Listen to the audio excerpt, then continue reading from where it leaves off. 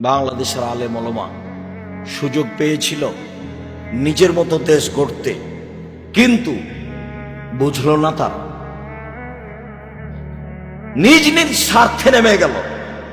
সবাই বসে যারা মনে করে আমরা কোরআন হাদিস বুঝি, হানাফি হোক, শাফি হোক, মালিকি হোক, হাম্বলি হোক, যেই হোক না কেন, তারা যদি নিজ স্বার্থ ত্যাগ করে বাংলাদেশের মাটিতে পরামর্শের ভিত্তিতে নেতা নির্বাচন হবে, এই পদক্ষেপ যদি তারা হাতে নিত, তাহলে যারা গাদ্দারি করছে, করেছে, করবে, এরা সুযোগ পেত না। কিন্তু আমি আর আপনি তো সুযোগ নিলাম।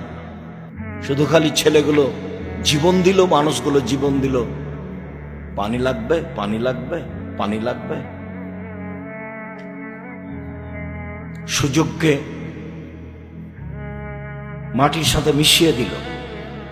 সবাই নিজ নিজ স্বার্থ নিয়ে চলল ধর্মের নামে।